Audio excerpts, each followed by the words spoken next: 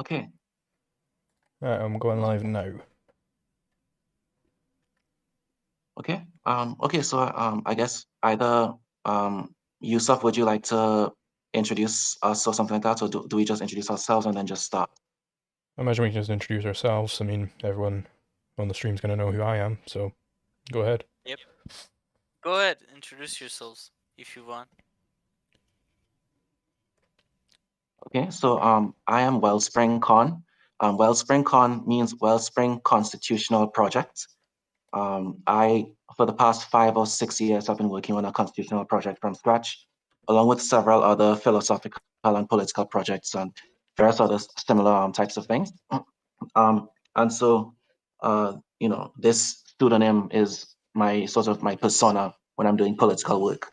Uh, and, um, for the most part, an objectivist. I've been working on my own philosophy called cyclism. But for the most part today, I'm going to be representing objectivism, and I'm going to be arguing in favor of intellectual property. Alright, and you have an opening statement to do, don't you? Sure.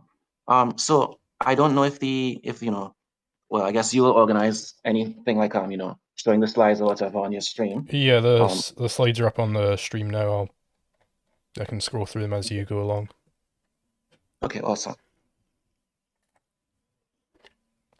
Yeah, so in the file 01 terms and burden, I'm just basically, first of all, I'm mentioning that Zulu and I have agreed not to interrupt each other because this is a philosophical discussion and it's not I'm not here for a shouting match or a theatric sort of what they call a blood sports display. So I've literally told them I will walk off if he interrupts me regularly. I'm going to use a 5-strike system. If he interrupts me 5 times, I'll just leave. If you're having a philosophical discussion, you're going to have to listen to philosophy. So don't interrupt me in the middle while I'm getting a point out.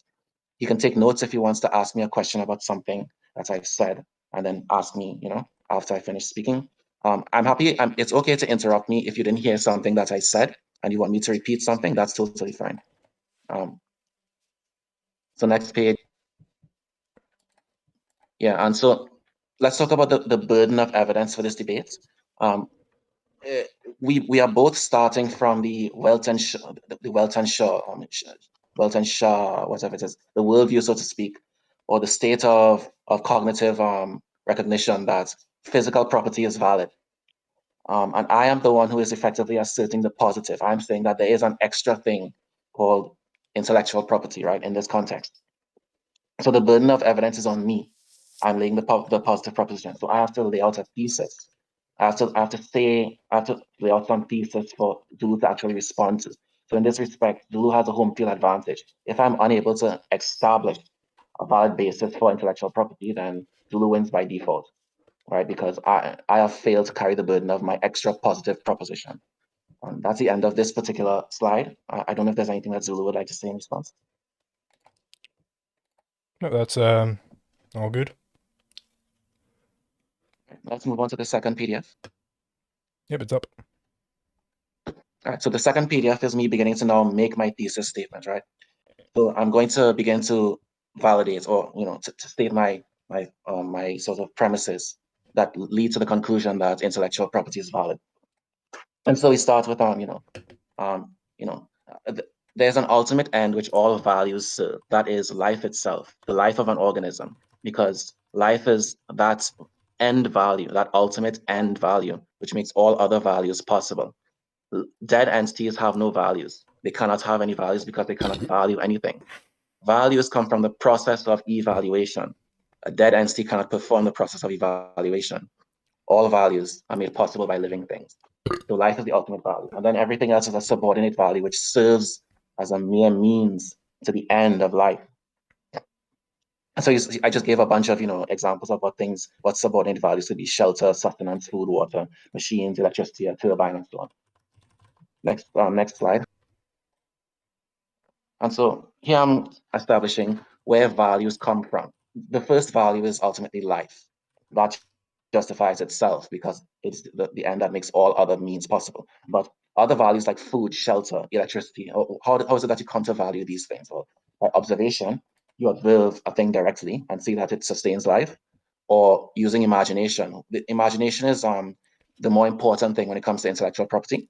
So imagination is when you look at some set of objects in the real world, and you in your mind you reorganize them, you rearrange them into a configuration that has the power to help you to achieve some other value, which ultimately satisfies the goal of living your life as what you are, ultimately life as identity, and pursuing life and happiness. So that is creativity. When you rearrange reality in your mind in the image of some new thing that's going to fulfill a goal for you, that's the act of creativity, and that is where new values come from. So values are created by imaginative action. Next slide. So ultimately, all value begins in the mind. They are all created by mental activity, imaginative, creative activity. So just this slide is just an example. So, on the right side, you see that, you have a propeller and an axle rod and, some coils and a magnetic assembly. You put these all together and you get a turbine. The turbine in the mind of the person who's inventing the turbine is an entirely new assembly. It's something which does not occur naturally in sort of the state of nature. And he had to perform mental work to put things together and come up with this new mental entity. And then the physical property, the physical reflection of that will be when he rearranges physical reality to reflect in the image of the mental value that he created mentally. So ultimately, all value is ultimately intellectual. We'll talk about property later, but for now, we're just talking about values. Value and property are not the same thing. So next slide. So rights do not come into the picture at all until you enter into a social context. Until you have another person whom you have to interact with, you don't need to claim rights. All you have is your life. If you're alone on a deserted island, you don't need to claim the right to take some action from someone else, because there's nobody else with the ability to stop you from taking action. So you just live your life. You don't need rights unless you are in a social context. So before there is a social context, there cannot be any notion of property. The concept of property is a social concept. It is the claim to exclude other people from the use of a value, or more specifically, property is the valid claim to take all the actions necessary concerning a particular value to pursue your life and your values, ultimately to pursue your life as identity and your happiness. So I just have an example down there. You can smoke it by yourself in a room. You're not impacting anyone else. And you don't have to claim rights in that situation. As soon as somebody else enters the room, there's a rights issue because your smoking can harm them. And they have to make claims to be able to live in the situation. And the harm that you're causing them impedes their ability to pursue and sustain their continued life and existence. So, once there's the social context, that's when rights and property come into existence as a valid concept. Next slide. So this is just a visual example. This is Coconut Island, the big meme thing everybody talks about. Again, if there's nobody else being interacted with, the coconuts in this scenario are just values. They're not property, right? Next slide. And so until another person comes into the scenario, now you have a conflict, or more specifically, now you have a social conflict. So you have a social context within which you now have to mediate the actions that you want to take concerning various values in the environment. And you have to mediate this while living among other people, right? So, again, property only comes in to the picture because, property is a value being considered in a social context. All right, next slide.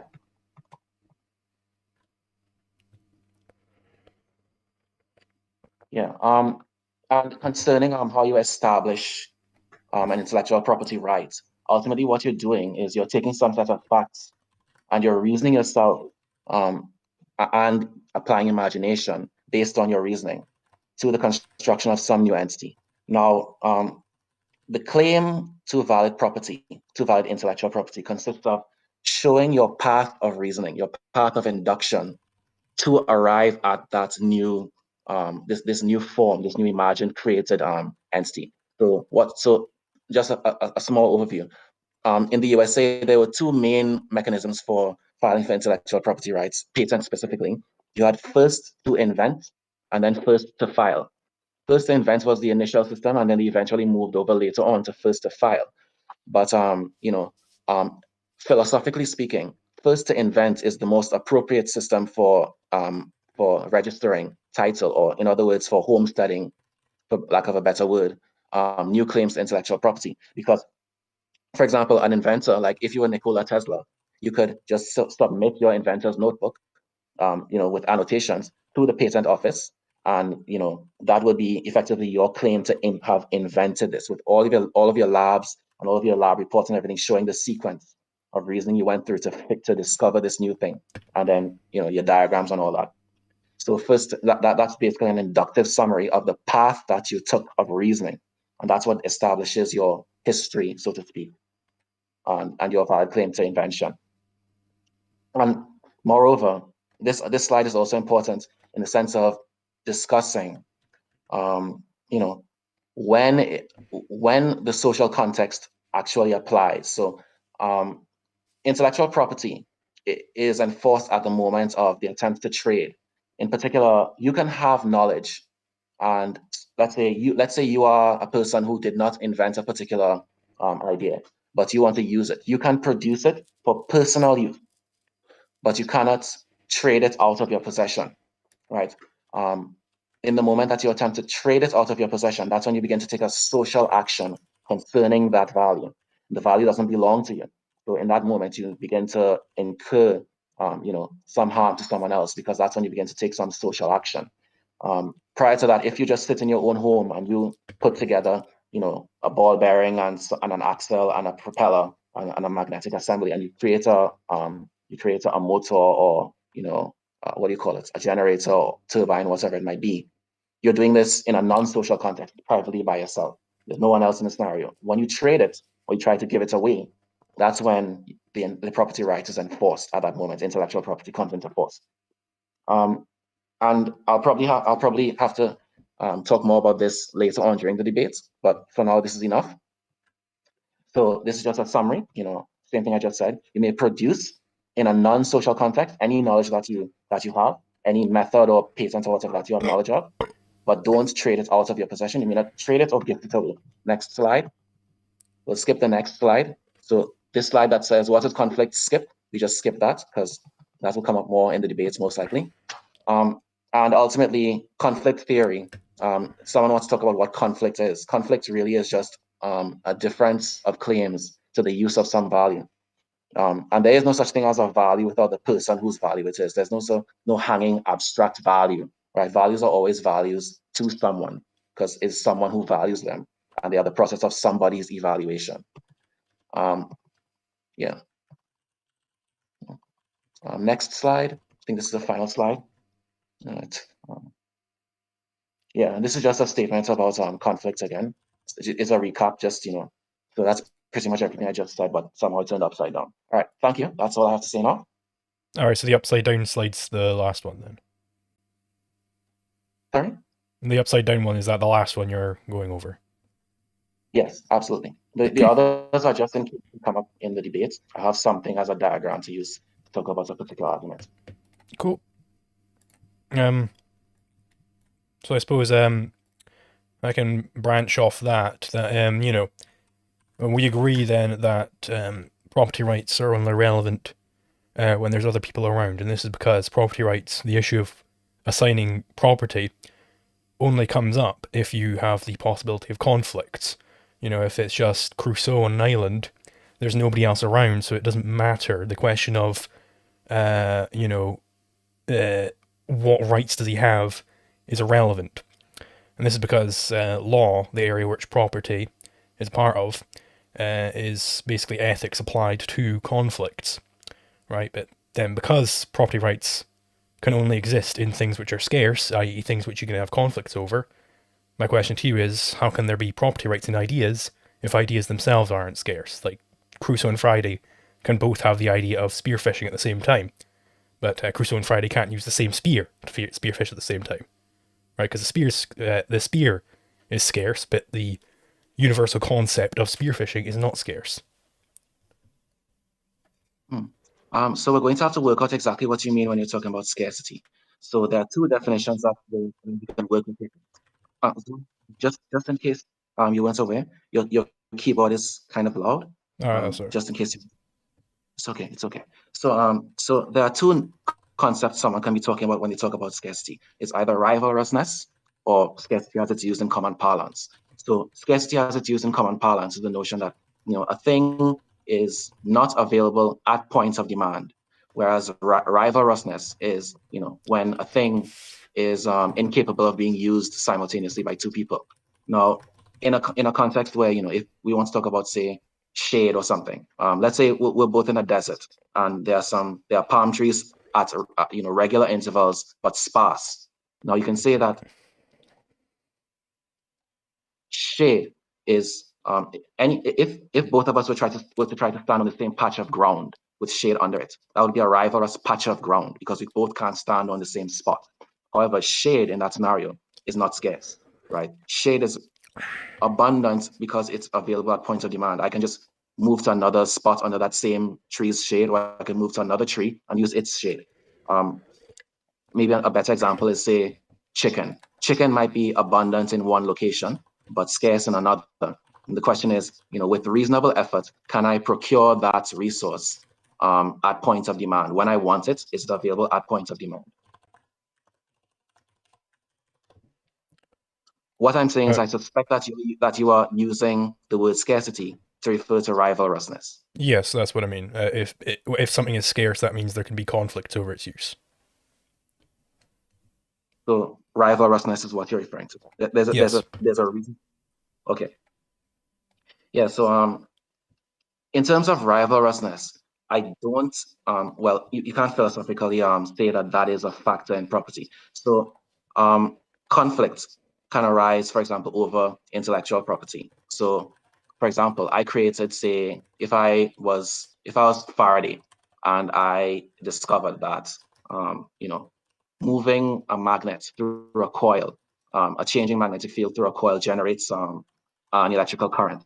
And then I constructed a motor around that, a motor, a generator, a turbine, whatever it might be. And then I filed a patent on that.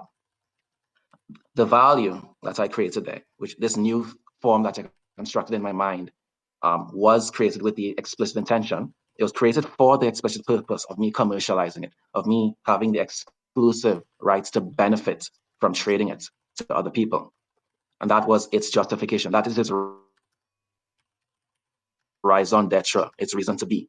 And I created for that purpose. And I wanted to use it for that purpose. And you producing that value and then attempting to trade it infringes on my ability to use that value in the pursuit of my life and my values. So there is a conflict there. I had an explicit intention, an explicit reason for having created the motor, and you are infringing on that, and yet the idea is not rivalrous, and yet there is a conflict. So I think he was saying that you cannot have conflict over non-rivalrous goods, but you can, especially because ultimately rights concern action and not entities. Rights concern the actions you may take concerning an entity or a value. Well, you're incorrect that would be an example of a conflict, right? Because basically your example there is Faraday discovers, this fact about magnets and coils. And the reason why he went through all the effort of discovering this is because he wants to make a bunch of money. Like, that's his goal. He wants to commercialize it. And yes, indeed, if he has competitors who hear about this idea and also try and make their own generators, yeah, that will infringe on his ability to achieve his goal. That does not establish that there's a conflict. Like, conflicts are specifically contradictory actions. So, Crusoe and Friday on an island. Crusoe appropriates a stick from nature. He sharpens it up into a spear because he wants to use it for spearfishing. And then Friday comes along and he says, oh, you know what, Crusoe, I think that stick would be great for stoking my fire, so I'm going to go ahead and take it. Right? We understand that these two actions can't proceed at the same time.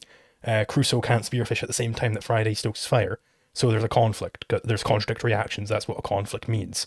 But in the case of Faraday having competition, there is no conflict there. All that's happening is that Faraday might not achieve his goal, that he might not get as much money as he's hoping. That does not establish that there's conflict.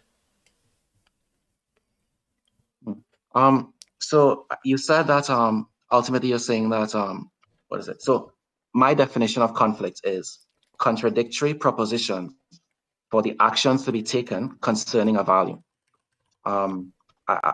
I sort of gave a philosophical justification for the reason why the creator of a value has exclusive claim to its use.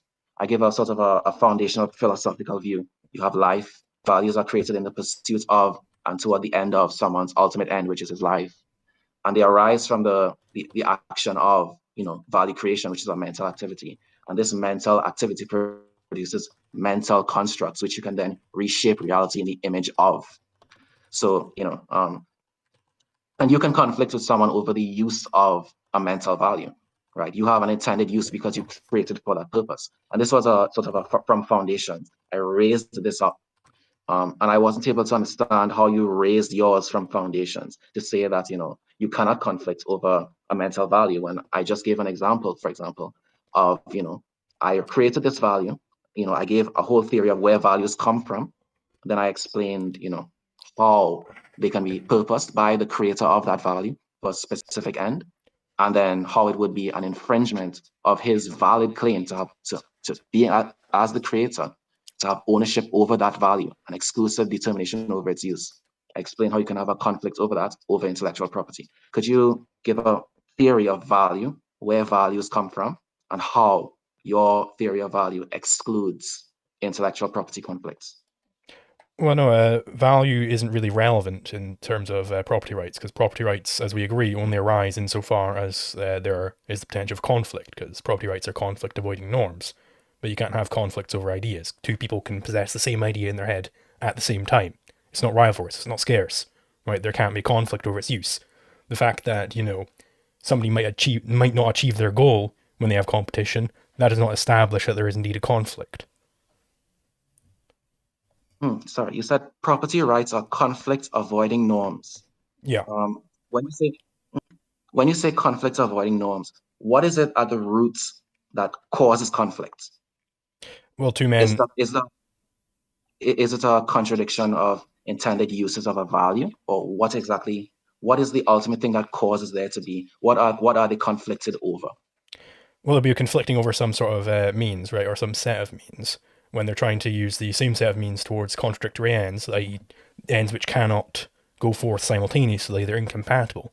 That's what a conflict is. It's contradictory actions. Two actions which cannot proceed in unison. Okay, I agree. You said it's conflicting over mean. I think in my introductory slides, I pointed out that there's only one ultimate end, and ultimately every other subordinate value is just a means to that end. So I agree that every value that is created is a means. So you're conflicting over ultimately values, means. Well, no. And so again, I ask, given that sorry, please go. It's not that you're conflicting over values. Like I agree that in the ethical sense, life is the ultimate end. You can't have any other ends unless you're continuing to be alive. I agree with that. That doesn't establish that what you're conflicting over is values, right? Because I could value, a hot dog over. Sorry, I think you cut off, Sulu. Sorry, I could value a hot dog over $5. Are you still there? Sorry, Sulu. Yeah, sorry, you cut off in the middle for about, I would say, good 5 seconds. All right. Yeah. So the fact that life is, I suppose I'll just try and retrace my steps. The fact that life is the ultimate end, that does not establish that you can have conflicts over values, right? The only way you can have conflicts is if two people are attempting to engage in a line of action, and the two actions cannot go forth simultaneously. One action excludes the other. That's when you have a conflict. Sorry, you said the fact that life is an ultimate end and that everything else is just a means doesn't mean that you can have conflicts over values. In other words, means. Sorry, in the situation that you described where people are conflicting over what you call effectively a rivalrous object, what is it that's causing them to come into conflict with each other because of this rivalrous object? What is it that, why do they both seem to, I don't want to use the word value, but why do they both seem to want to use this rivalrous object? Well, both of them expect that the object in question will improve their lives in some way, you know. Friday thinks it'll improve his life by making his fire better. Crusoe thinks it'll improve his life by getting him some fish, right? Sorry. That sounds to me as if you might be saying that they consider the rivalrous object to be a means to their Yeah. the improvement of their life. Yeah. Okay. In my framework of thinking, I consider means to the ultimate end to be values toward that ultimate value. Do you think that is an accurate way to phrase it? Sure, you can have intermittent, I want to spear fish to get a fish, and I want the fish because I want to cook the fish, and I want to cook the fish because I think it will, fill up my belly, and that will, satisfy me in some way. I agree that you can have like these capital goods type deals. Unless I'm mistaken, it seems as if we agree that conflicts are contradictory propositions for the use then of a means, in other words, a value. It sounds as if that's the definition of conflict. So let's just get that down. Contradictory propositions for the use of a means. Sure, yes. Contradictory proposed actions probably is more specific because rights are claims to actions. So yeah. Well, I think this is insufficient because I could propose that, I use your stick to spearfish, and you could propose something else, but just the mere proposition that if I'm just floating this as an idea, that there is no conflict yet. It's only when I go ahead and try and actually go forth with this action that's when you have a conflict. But in the moment that I have proposed to do it, I'm basically saying that I would like to do it, and I'm basically about to try to do it. And the reason why you now have to say stop what you were doing before. Let's say you weren't using the stick, right? But I signal to you. Let's say you were off playing video games, and then I decide, I signal to you, hey, I'd like to use your stick to spear something.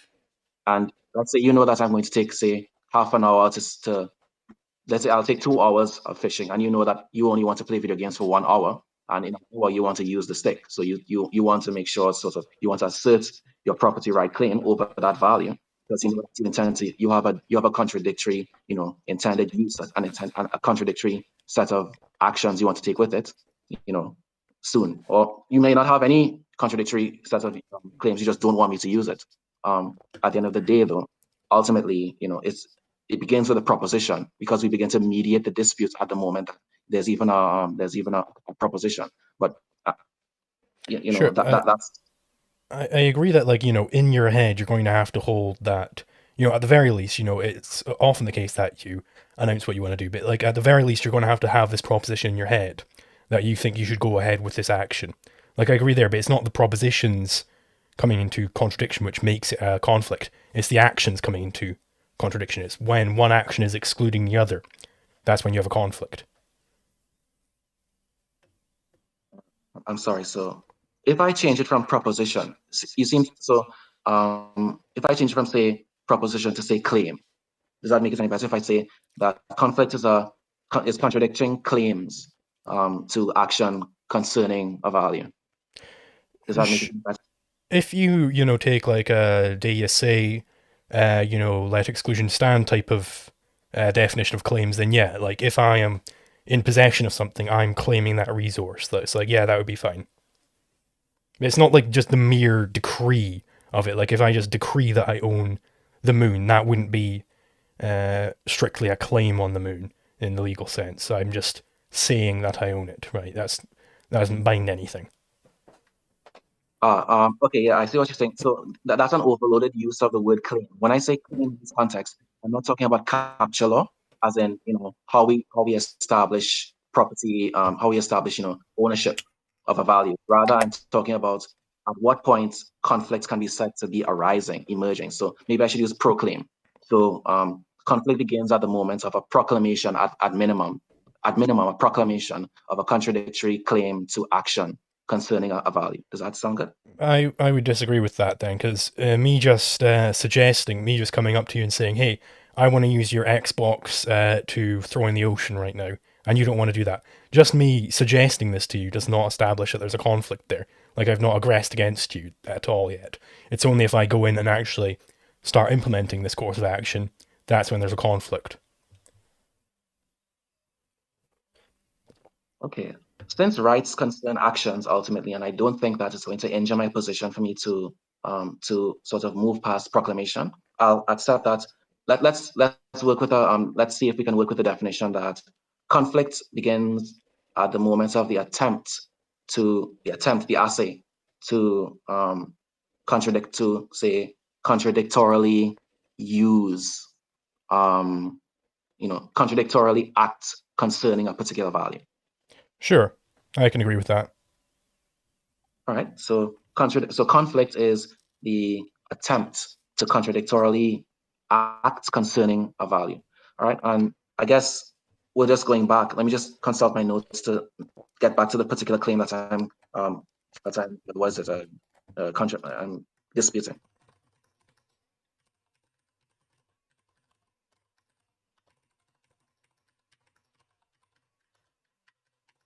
Right. I think you said that you said that there's no conflict over intellectual property because intellectual property is not rivalrous. And Yeah. I guess my question then is, how is it that intellectual property, how is it that rivalrousness is a necessary ingredient in conflict, given that conflict is simply the attempt to use a value the attempt to take a contradictory action concerning a value.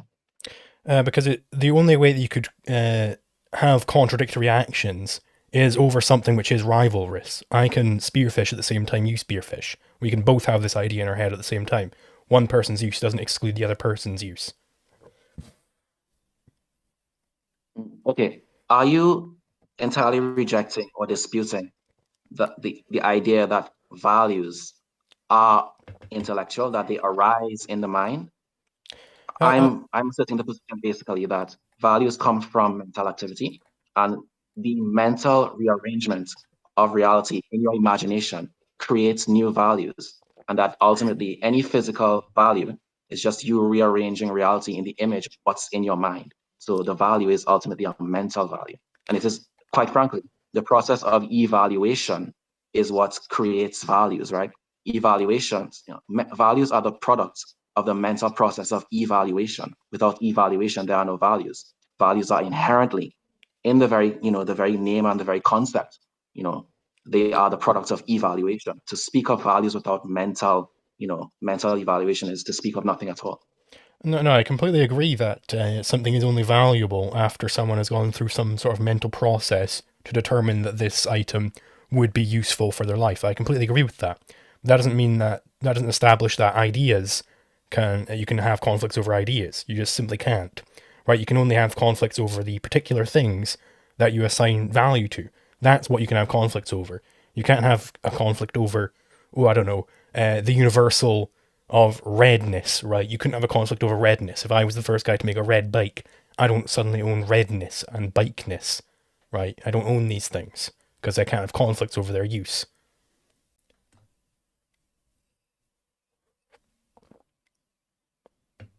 Yeah, I think you said you agree that you agree that values arise from a mental process. Sure. But rather I'm not just asserting that they arise from a mental process. I'm saying that the mental process creates values and that these are actually values.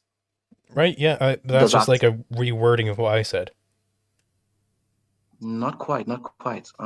So you are saying that values, I think you were saying that you agree that values, I think, arise from mental activity. But I am saying, so you could say that values arise from a mental activity, but the product of that mental activity is not itself a value. I'm saying that the product of that activity is itself primarily and fundamentally where value comes from, and it itself is a value. Does that jive with you? Sure, it is a value, but that doesn't mean it's the ideas which are having conflicts. It's the things which you value which you can have conflicts over, not the ideas. That's fine. That's fine. So if we agree that the mental entity that's created from the process of evaluation and simulation is a value, then from there, the question of rights is the question of claims that you may make in a social context to take action concerning a value. Now, it's not about the object itself, right? The question of rights doesn't concern the objects that you're trying to rearrange as such. It concerns what actions you may take with those objects in a social context. You have a cigarette, so you want to smoke a cigarette. The object itself is not particularly pertinent in property rights, right? When someone walks into the room, you may own the cigarette, but there are certain actions you may no longer take with the cigarette. Rights concern actions. And in the domain of intellectual property, what I'm saying is that, yes, I understand that, let's say if the stick is there on the ground or whatever, sure, it's an object. But the question is what actions we may take with this stick. And as it pertains to intellectual property, let's say I am the patent holder of, the Faraday turbine or whatever. I invented the motor or the generator. And you have in your possession a series of objects. You have a propeller, you have an axle, you have coils, and you have magnets. And you could, if you learned about my method, my patented method and my patented invention, you can arrange these together into the form of a motor, right? And so the question is, do you have the right to arrange those objects in the form of a motor and then trade them to someone else, right? It's about what actions you may take with those objects. The objects aren't, and I agree that the objects are rivalrous, but I'm saying you can also have a conflict over the actions you may take with those. In fact, that is the nature of rights. Sure, I agree. It's the actions contradicting that is what makes it, that's why we have to have property in the first place. I agree with that. And, the actions you're allowed to take with any specific object, that would be any action which is non-aggressive, i.e. any action which does not initiate conflict. That's what you're allowed to do. And so if you're the patent holder of a Faraday turbine, and I have all the ingredients to make a Faraday turbine, I would indeed be allowed to manufacture one myself and trade it to whomever the hell I want, because that does not initiate any conflicts with you. It might make you upset, it might mean that you get less money, but that does not establish that I'm initiating a conflict, i.e. does not establish that I'm being aggressive towards you. Sorry, if I understood, conflict is defined, as we understand it, to be contradictory attempts to take actions concerning a value.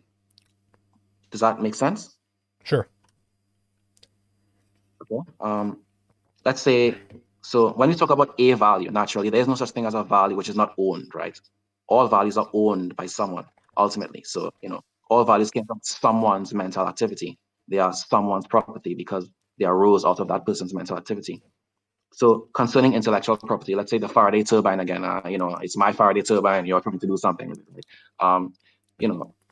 Ultimately, once again, you talked about conflicts. The conflict is that, this is my mental value, because we agree that the mental product of my mental activity is a value. So that's my value. The conflict is that you are trying to take actions concerning my value, which are in conflict with my intended exclusive use of that value for profit. Well, I think what's being the slipping up here is, the question of, right, what does it mean to have a value in something? It means, like, I agree with you. If you are creating something, if you spent a lot of time creating a Faraday turbine, you must value that information quite a lot. It doesn't mean that you own the information, because the information can be infinitely copied, right? It's not rivalrous.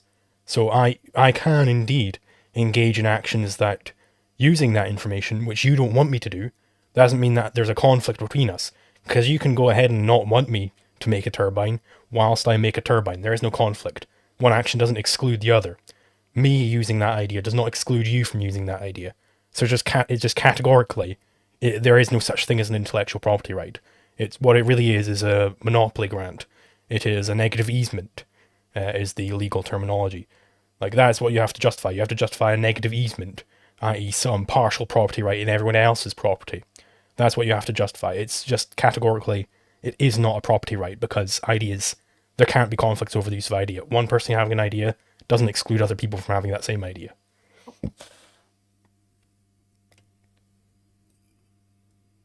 Give me a second, I'm just writing on some final notes.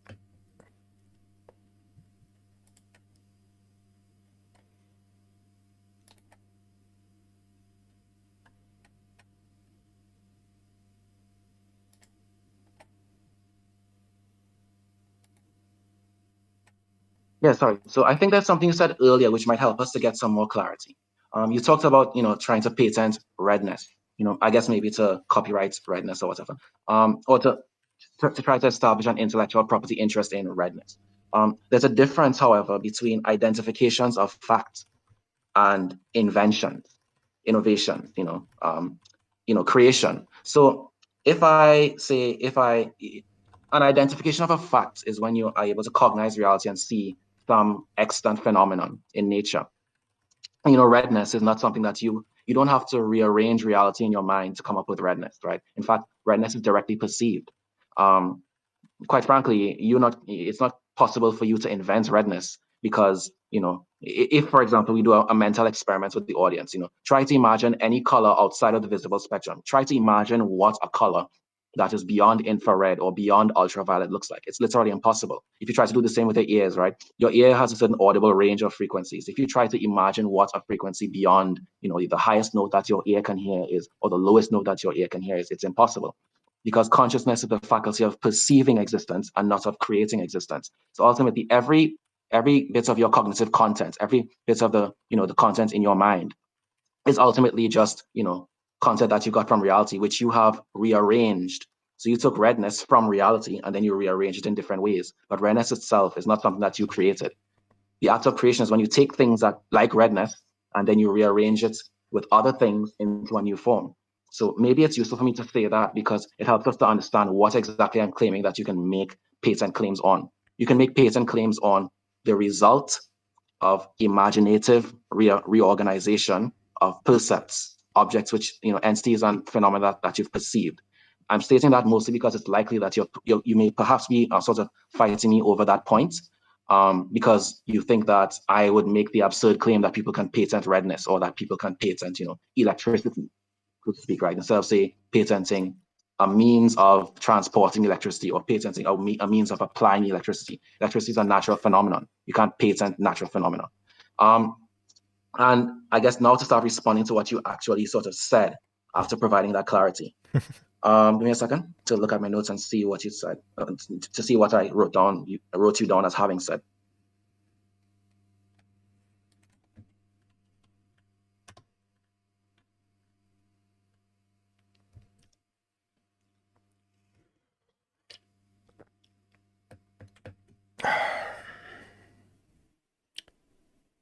And now to respond.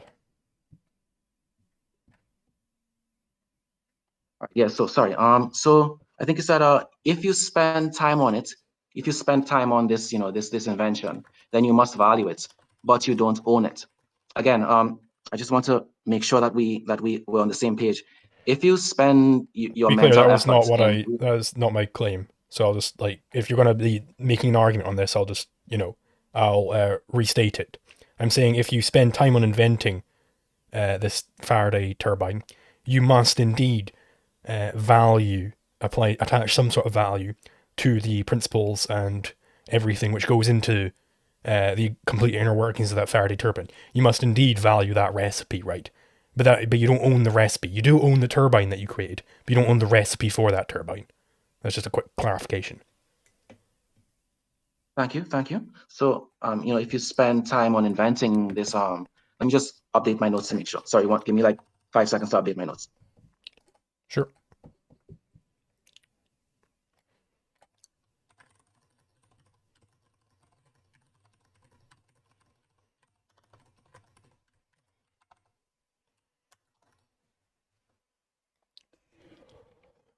Okay, so if I understand you correctly, you're saying if you spend time on inventing the turbine, you must indeed value the recipe, but you don't own the recipe. Again, if I understand correctly, I think we've established, but let's go through again to make sure we're still on the same page. If I put effort together, if I'm Michael Faraday and I put effort into, rearranging my understanding of electrical wires and coils and magnetic fields and so on to create a turbine in my mind as my mental value. I do indeed value the recipe I have created, but what's important is that this recipe or this new mental entity, this new form in my mind is not just something that I value, it is something. It is something that I value. In particular, it is a value. It is a means to an end. I think that the formulation that you gave just now implies that you value the recipe, but the recipe is not itself a value. And then from there, well, if the recipe is a value, I guess maybe that's what you have to dispute to maintain this position. You have to dispute that the recipe is a value, because if it is a value, then you do own it because it was your creative activity that created the value. It exists, it came into existence for your life as a means to the end that is your life. So if it forwards your life, you have a right to it. I mean, the fact that it was your creative activity which made this value, and I agree that, this recipe is indeed something, but the fact that it's something doesn't mean there can be conflicts over it. Property rights only matter when you can have conflicts over something. So the fact that you created this recipe, right, and we can get into the fact that there isn't really any distinction, objective distinction that is, between creation and discovery, but we can get into that in a bit. But the fact that you created it, that doesn't imply that you own it. Because there can't be conflicts over it, so just categorically you can't own it. It's not possible. In a theory of value, we're not yet, we aren't talking about conflicts as yet, right? We're just talking about, values and ownership. What establishes, ownership, so to speak, what establishes an ownership interest in some value, some object. And ultimately what I'm just saying is, before we even talk about conflict is contradictory claims over the use of a value. Before we can talk about how we can have contradictory claims over, the actions taken concerning a value, we have to know where values come from and whom values are validly assigned to. So once again, we probably have to hash out the issue of a theory of value and a theory of ownership. And ultimately, I'm saying that a theory of values are created by the process of imagination and so on.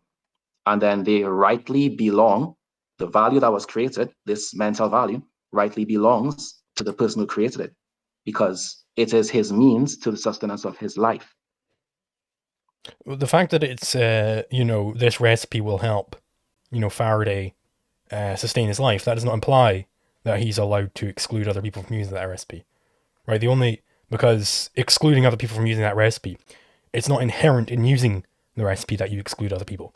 What that would imply is that he's going around and telling people that they can't use their own property in some specific way. Because that's why I'm calling it a negative easement. Right, it's, I go ahead and I mine some marble and I carve this marble into a statue. What I'm saying is if I'm saying that I have an intellectual monopoly over the recipe used to create this statue, I own the form of this statue.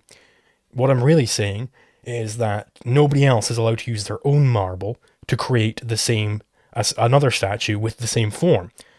But why? Right? Because them creating a statue on their own property with their own marble of the same form of my statue, that does not initiate any conflicts with me or with anybody else. It means that I maybe can't get as much money out of selling that statue. The fact that I can't get as much money out of it does not establish that I have a property right in that form. I wanted to tackle what you just said. So you talked about the marble statue and saying that, so there are things that you can patent and there are other things that you would have to copyright, right? So take, for example, the marble statue. The particular form of the marble statue is a completed work, but it's not about a method, right? It's not as if you invented, say, a method of sculpting, which is new. Patents apply to methods. Copyrights apply to finished works. So that would be more of a copyright. And what's more important, the reason I brought that up is ultimately in our theory, well, in my theory of value, the understanding here is that values serve the purpose of sustaining someone's life and their happiness, right?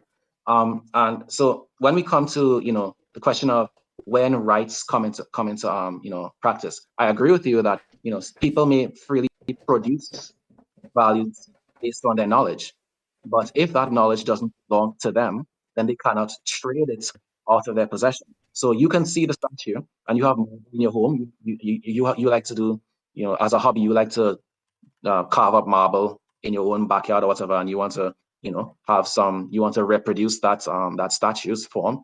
That's fine. Copyright doesn't apply to you there because you're not doing that in a social context.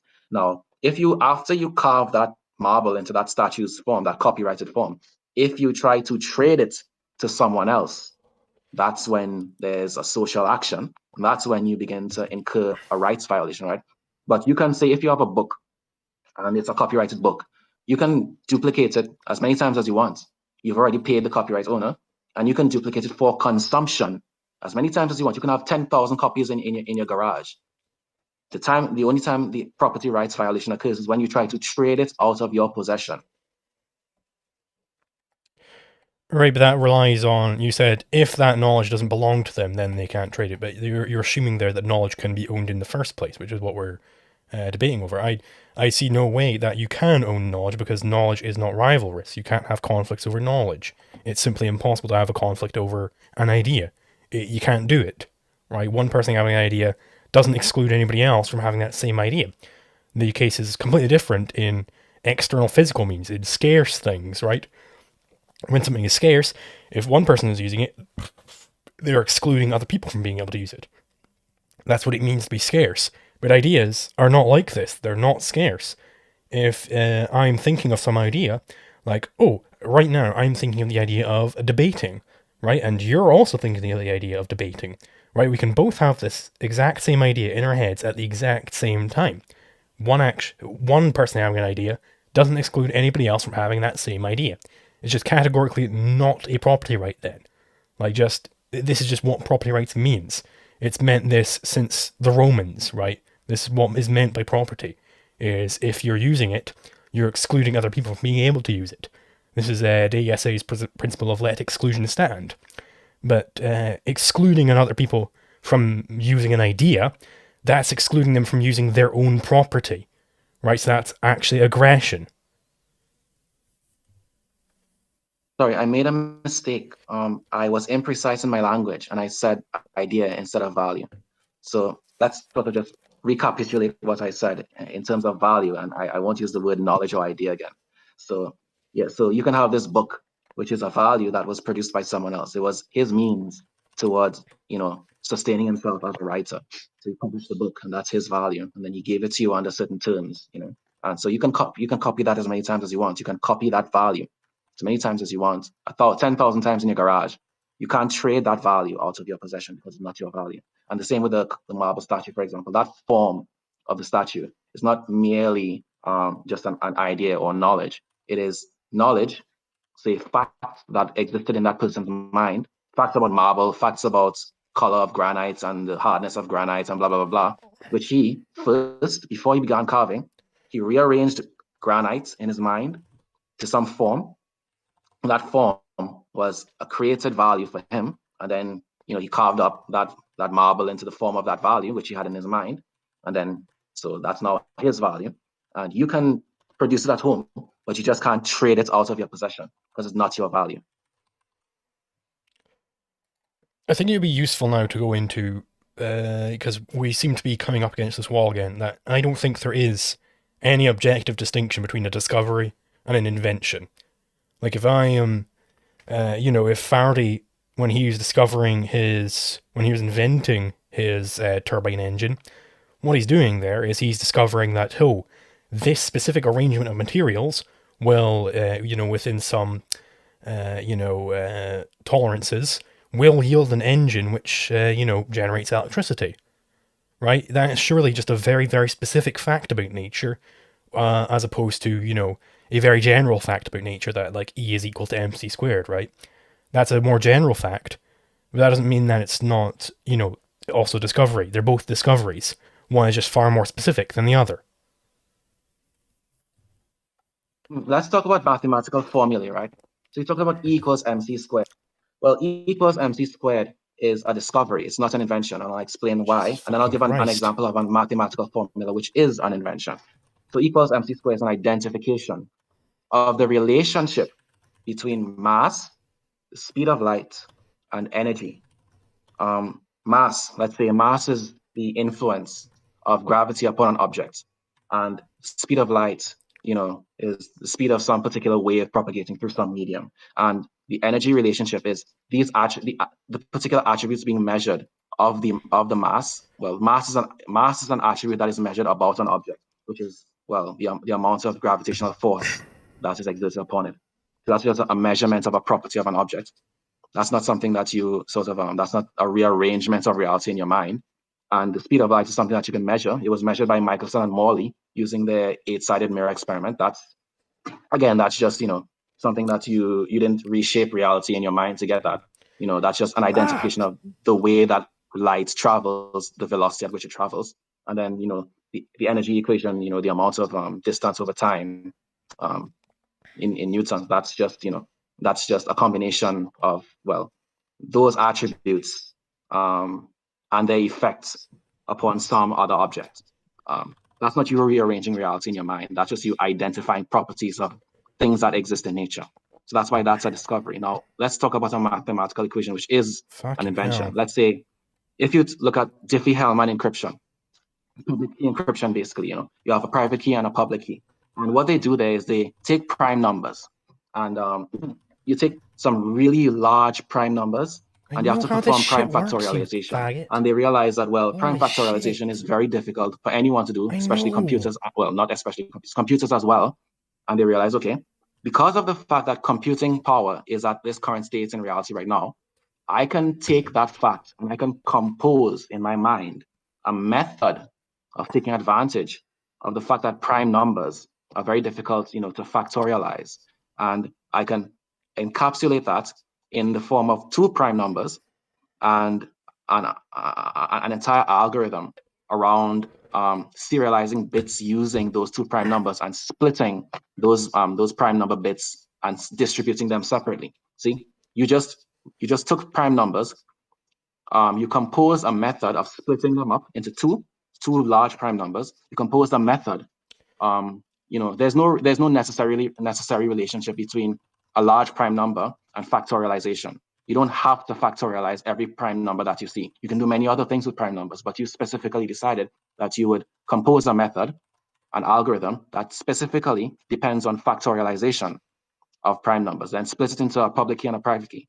This is imaginative work, arranging the use of mathematics into a formula which is not necessitated by any entities acting in reality.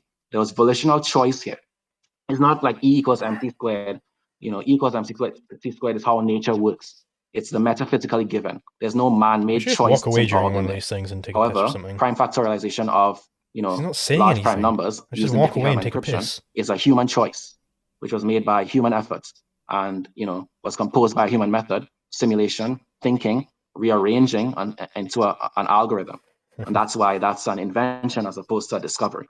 Now, I think you also gave another example. You talked about Faraday's Jesus motor. fucking Christ. And yeah, the reason why that's invention as opposed to discovery is that, in that case, well, you are applying, you have a magnet and you have, say, some kind of casing, and you have coils and you have an axle and you have a propeller.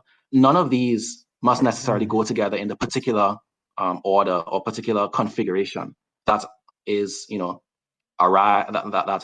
that is formulated by Faraday's imagination. He had to put those together into a particular form which achieves a particular end and is of value to him, and he had to create that value. So that's why it's inventive. He had to use imagination and rearrange those things first in his mind into a form that they do not naturally occur in. And that's why it's not identification, it's not discovery, it's invention. Right, but something about the prime factorization, right? Surely you're just discovering a very, very specific fact about, if you take very, very large primes, it's going to be very, very computationally difficult to factorize, find out which primes made up this huge, huge, huge number, right? That's just a very, very specific fact about nature. Is it? Sorry. Yeah. There are numbers out in nature, They are entities, and quantification, quantization, so to speak, is a mental operation. That's mathematics is epistemological. It's not metaphysical. Numbers don't exist in reality. They are entities, and then you in your mind take numbers, and or rather, you in your mind take a group of entities and you quantify them. Let's say you say count a number of chairs, or you count a number of beads or marbles or something, and you quantify that. Numbers aren't like ontological. So in fact, from the time you sort of begin using numbers for anything other than just brute identification, just sort of brute attributes measurement, you're really just you're engaging in some form of imaginative activity. Right, but then you're just discovering some fact about mathematics, right? Whether you want to call that a fact about nature or not is not really relevant. You're discovering some very, very specific fact about mathematics, as opposed to a very, very general fact about mathematics, like the Pythagorean theorem. That's very general, that's very easy to get, but prime factorization is very, very specific, right? But they're both just discoveries about mathematics that, given this set of rules, or mathematical rules, right, we will have this implication, 10 implications down the line, that prime factorization is very computationally difficult. That's just discovering a very, very specific fact about mathematics, as opposed to the far more general fact that you can relate E and M by multiplying C squared on the end, and there's some other stuff in there, but just E equals 1 times C squared is the easy form. I don't agree. Let's take this again. The Diffie-Hellman encryption, the algorithm, is not just prime factorization. It's prime factorization split into two different keys, so to speak, right? So what happens is you have a private key and a public key. And the reason it's supposed to be a really great encryption method is that you can give out the public key and you can encrypt things using your private key. So you encrypt them with your private key, and they can only be decrypted using the public key. And the point here is that you haven't just sort of done prime factorization. No, you've done prime factorization using two linked prime numbers, which are linked using a specific method to ensure that decrypting using encrypting using one of those prime numbers can only be decrypted by that other linked paired prime number. So it's this key pairs of keys, and the keys are just some prime numbers in a particular algorithm. And the algorithm itself is not just an implication.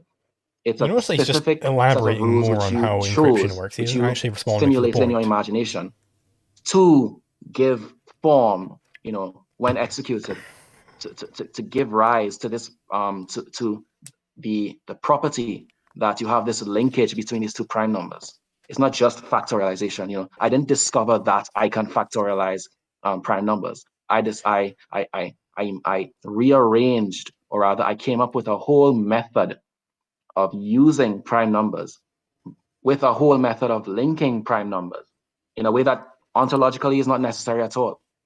There's nothing metaphysically necessary about, prime numbers. That means that I must link them together and then separate them as two keys. Right, you understand what I'm saying? You discovered that if you do all this fancy magic with prime numbers, you can make a public key and a private key. And then you decide, I'm going to be entrepreneurial. I'm going to try this out with the new app that I'm creating, right? And you discovered that people like the fact that the app is encrypted or whatever. These are all discoveries, right? There is no hard set line between discovery and invention. That's my thesis. Okay, so the hard set line between discovery and invention is mental reorganization. That's the difference. So, for example, let me try to give an example. So it's difficult to discuss the Diffie-Hellman example without getting into really difficult sorts of areas. So let's get back to the Faraday motor example. It's probably a lot easier there. So in the Faraday motor example, the difference there would be his identification would be the day that he discovered that moving a magnet through a coil of wire induces a current in the coil. That was a discovery about a fact of nature. However, it's not a discovery from that point forward. If he begins to look at objects and then rearrange them in his mind, There's no discovery in the sense that discovery is an identification of something that is. You are discovering what already is. You can't discover something that does not already exist, right? So in order for you to then, talk about discovery is to talk about, uncovering that which was covered before, but which already ontologically was there to be seen. To talk about innovation or invention is to talk about doing something new with and creating some form or something which was not there before. And that would be the difference. The difference is that in his mind, he had to rearrange the things that were into something that did not ontologically exist before. And then furthermore, he had to physically, to make that real. The very fact that in order to make that into, to reify it, he has to take action and to specifically configure nature in ways that it wouldn't naturally be in. That is the prima facie evidence. That is not something that pre-exists in the metaphysically given. That is why it's invention as opposed to discovery, right? It's not metaphysically given. Right, but this process of reorganization, you are taking the given facts, right? You are taking what you are directly perceiving, and then you're reasoning about it, right? You're going through some process of reasoning, so you are discovering some implications of this discovery. That I can take these two different discoveries, given both of them, it is implied that this other thing must be the case, right? But that's just discovering more things. Like how in mathematics, you can discover all sorts of crazy implications. You can go way down the line and go into crazy shit, right? That's still all discovery. Like, there is no border which separates them, because always you're going to be doing some sort of mental activity, but what really distinguishes is mental reorganization just whenever you're reasoning based on facts of nature. Is that whenever you're reasoning, is that mental reorganization? No, not. There's a difference between reasoning and imagination, right? Because if you think of reasoning gives necessary conclusions, right? If I say all men are mortal, Socrates is a man, I'm not allowed to say Socrates is immortal. I must say from that point, I am mandated by reasoning to say that Socrates is mortal. However, if I do something like this, I say, all men are mortal, Socrates is a man, therefore Socrates is mortal. I hate mortality, therefore I am going to, invent a method of transferring consciousness into a robotic body so that so that Socrates no longer has to be mortal. That's not a necessary inference from the metaphysically given. That's an entirely, that's beyond. That's not inference. That's imagination. That's creation. All right, hold on. I'm going to go to the toilet and then I'll respond after that. So I'll be back in a second. No problem. Jesus fucking Christ.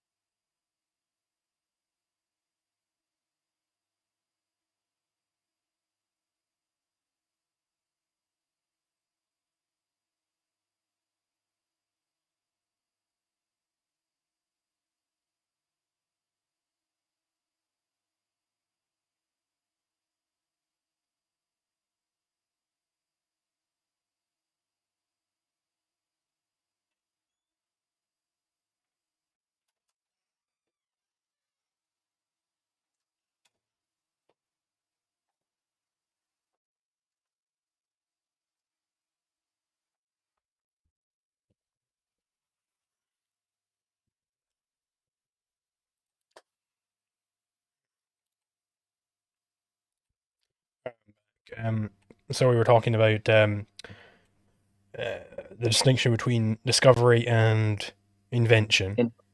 And Well, the difference between, I think you're saying that inference, and I think you're saying inference versus something, and I pointed out that, well, inference is different from imagination, and that's where discovery, it distinguishes itself from innovation.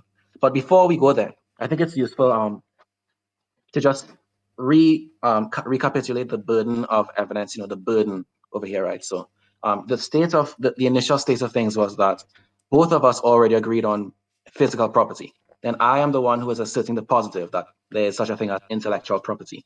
And the burdens are as follows, right? My burden is to erect a structure, right? Erect some philosophical structure that asserts that private property is valid.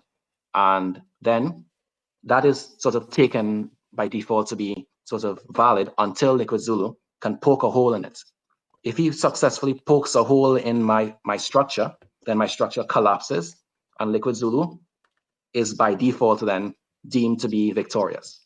But if he isn't able to poke a hole after sufficient amount of time, then at a certain point, we can't be here for like 10 hours. If he's not able to poke a hole after a certain amount of time, then that's at that point I have provided the positive. The positive is some set of inferences from some set of facts, and I defended that sufficiently for a certain amount of time. At that point, I sort of stand victorious, right? So that's the burden going on here. Just want to recapitulate and make sure everyone understands what the game is. Sure, and speaking about certain amounts of time, this comes up actually in the IP discussions. When would an IP extinguish itself? Right? Could I pass certain intellectual property onto my child?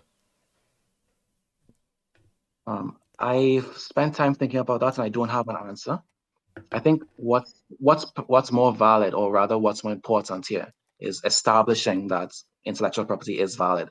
The question of whether it can be, inherited as a chose, or whether there should be time gating or not, or whatever. That's more of a political policy question. That's more of a question of how you properly frame intellectual property as a right. That's a political sort of policy question that I am not able. I mean, it seems fairly, important though, right? If it was the case that there is such a thing as intellectual property, and it's like, it's the same, it's still a type of property, then it would extend into perpetuity, right? That's possible, but I haven't reasoned myself about that as yet. I'm undecided. All right. What if two men simultaneously come up with some new IP? Who has ownership? The proof. So yeah, as we talked about a bit earlier in the slides, the proof, so to speak, or the capture law concerning intellectual property is proof of induction, proof of the path of reasoning and simulation that you took, the facts that you took into account, the facts that you rearranged in order to come up with this new invention. And so that would be your primary proof. And then, well, since that very rarely, it's extremely seldom that does get conflicted. But among two people who happened to come up with the same idea at the same time, then it is the nature of reality that the first to register his inductive proof would be the first to get the property. Because as with all property, the first to capture is the first to own. What if they simultaneously file?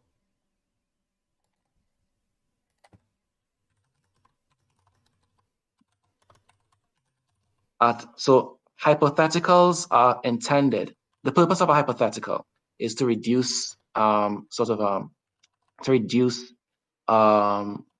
reality down to some sort of to a scenario which maintains the essentials of reality, and then it allows you to to draw conclusions within the microcosm, which you can then re-extrapolate out into the macrocosm of the real world.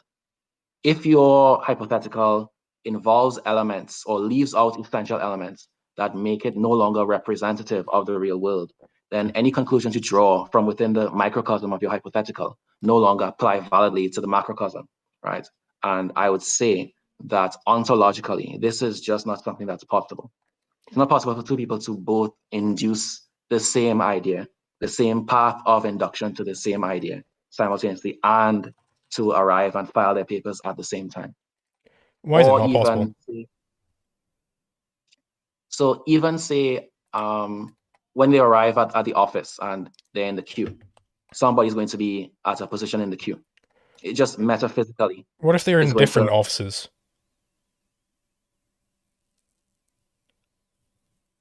Like, you know, Ultimately, it'll be processed in. Ultimately, it'll be filed.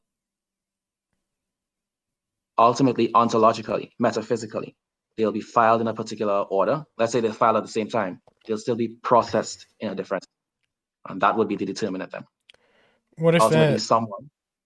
what if these two different offices, they can both process these documents, and they can, you know, they both run up with the new set of documents that they've processed, and they both go to Washington, D.C. or whatever, and they're both, at the exact same time, they both say, hey, Mr. President, we both have some new IP for you to consider, and they both get slapped on the president's desk at the exact same time. Both were filed at the same time, both processed at the same speed, everything was the exact same, right? Who gets the property right? Such is reality that the president will ultimately, because he is, he is a human being and his mind is single-threaded, he will pick up one of them before the other, and they will be ordering, and that person will be the winner. So whichever one the president prefers, they get the property right. Sure. Why? Because ontologically, that is how it occurred. In the domain of competition, in the domain of human effort, you don't have a right to an outcome. You have a right to take actions, to pursue values, and to keep the values, to keep the outcomes that you do produce. But the fact that you don't have a right to an outcome, but rather the pursuit of an outcome, means that you have the possibility of failure. That is the nature of competition. You can fail. That is ultimately the rational justification. What if there are two different presidents in two different countries, and they simultaneously slam down their stamp of approval on these different IPs? Who gets the property right? My understanding is that the Berne Convention, which is the treaty that establishes the international, treaty that respects property rights, has, there would be some agreed upon committee, and that would be ultimately someone would process the claims, and the person who is processing the claims would ultimately rubber stamp one of them, serialized in order. But they're just not going to have an arbitrary decision between the two. And, you know, what if these two countries, they didn't want to have any international treaty between them? Right? So there might not be a treaty there. So if there isn't a treaty there, who gets the property right?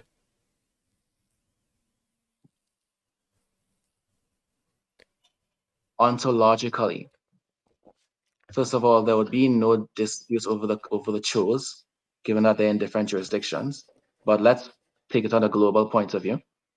Once again, I think this, they submit in two different offices, same time. Ultimately, you would choose some sort of some facts of reality. Let's say, if it's really the same inductive path and the same invention submitted at the same time. Let me see. I don't know what criteria you would use to break the tie. I don't have an answer to that. But then is that not like a counterexample to your claim that it is indeed, if you know, because you can't have group property over everything. Like, what I was expecting you to go for was, hey, both of them own it, but that's impossible. And I have a proof for why that's impossible. But that seems to be the only possible solution to this, because they both seemingly simultaneously homesteaded it, right?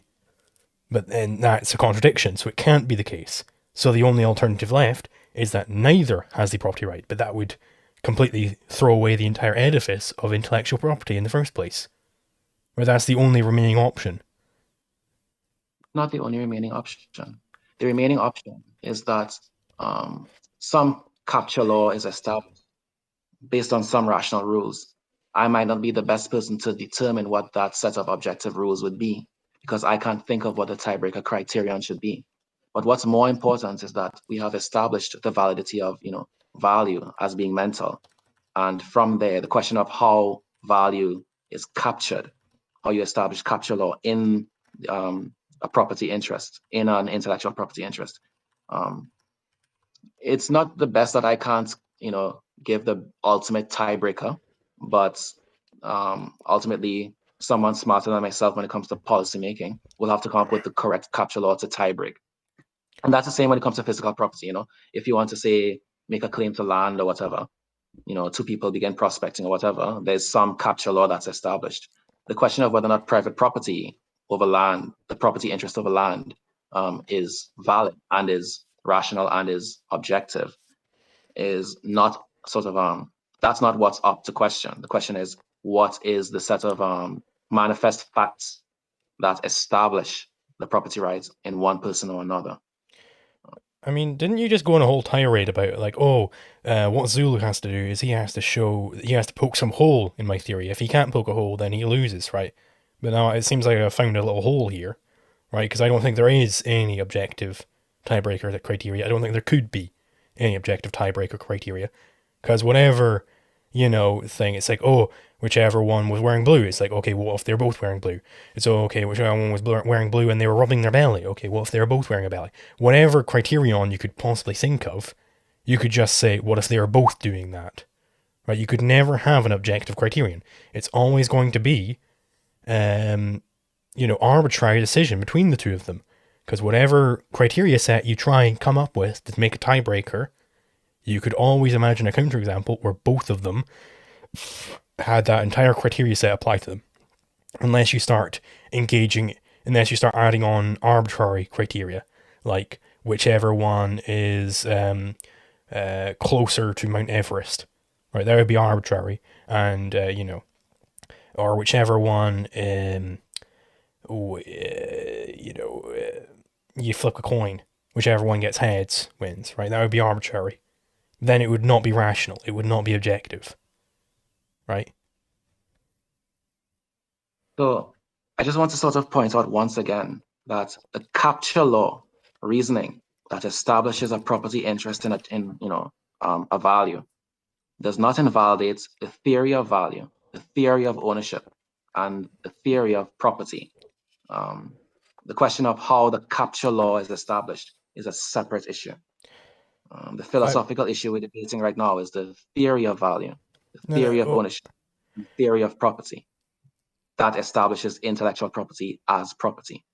But capture law is something that is difficult even in the domain of physical property. But that's what I'm getting at, right? I think there is no similar counterexample to my theory of property. I think there is no counterexample where two people, because I have an entire section of my course going over simultaneous homesteading, where two people, they both grab a stick at the same time. What happens there is, if either they're in sort of a stalemate situation, if person A shoves away person B, they've aggressed, so they give up the property right. So B owns the stick. And vice versa, right? So whilst they are in this stalemate, nobody owns the stick. It's only when somebody voluntarily breaks away from the stalemate, or they cede the property right by forcing somebody else out of the stalemate, that's when the property right over the stick is known, and it's intersubjectively ascertainable. So I don't think there is any such counterexample for physical property. It's only in intellectual property where you have this counterexample. So 3 things to say here. The first is that I'm not required to sort of give counterexamples to try to poke holes in physical property theory. I'm required merely to defend my edifice. Second thing is, I have established a philosophical edifice, which has not been assailed so far. The only time that, the only sort of assault I'm getting right now is one that is about how you mediate disputes in the registration of a capture law claim based on the theory of property here. That's a separate issue. And perhaps what's more, again, this scenario appears to me to be an entirely unrealistic scenario where two people are working at the cutting edge of some scientific field. First of all, people working at the cutting edge of any scientific field have specialized equipment, specialized knowledge. They do multiple assays and experiments and so on.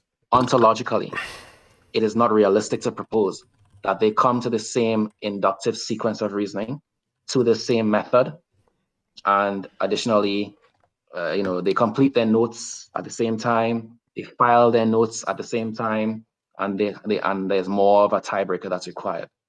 This ontologically does not, appear to me to be a realistic hypothetical. And so I just don't think that you can draw conclusions in this microcosm and apply them in the macrocosm of the real world.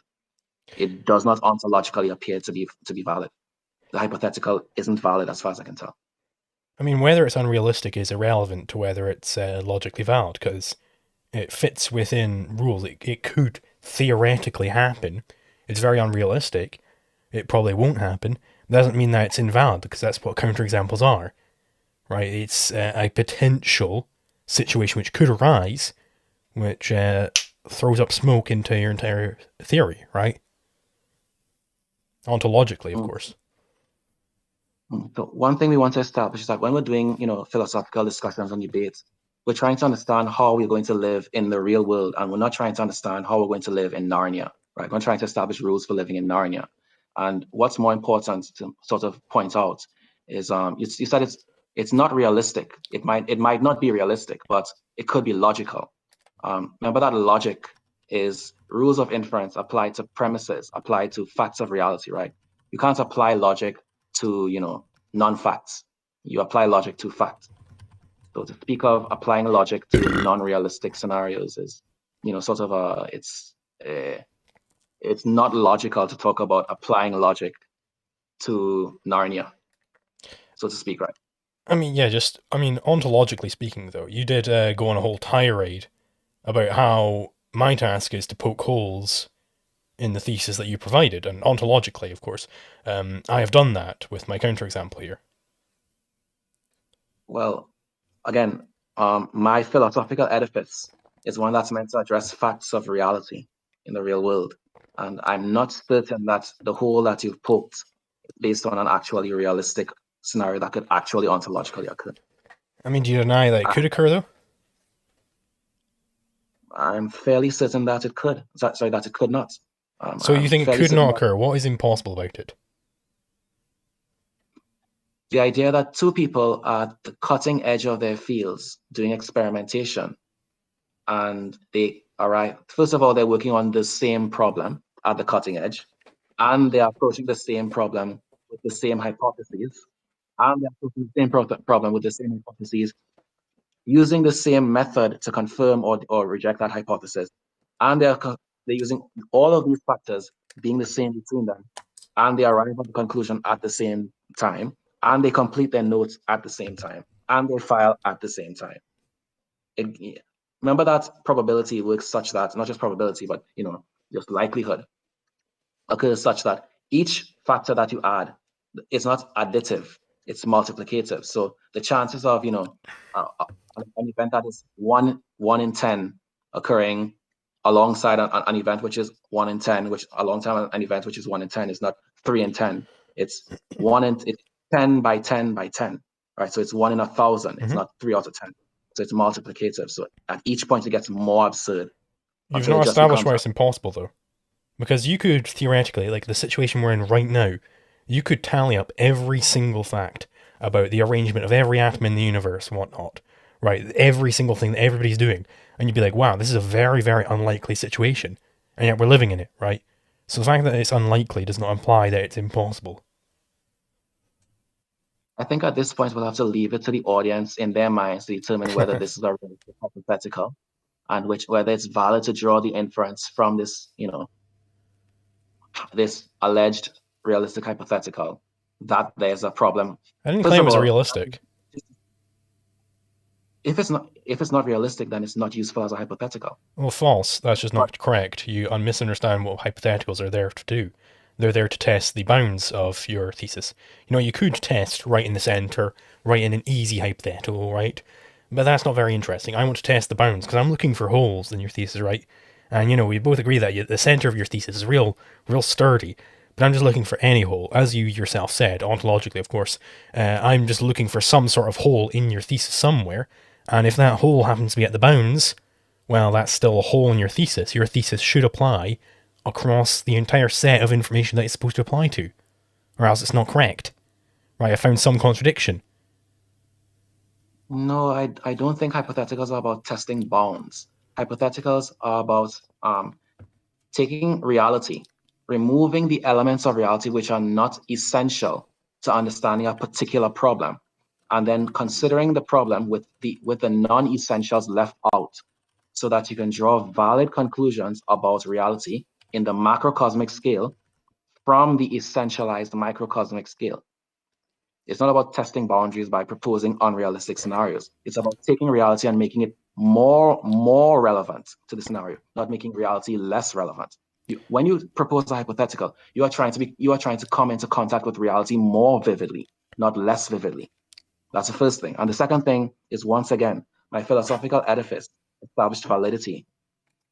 My philosophical edifice was not concerned with capture law.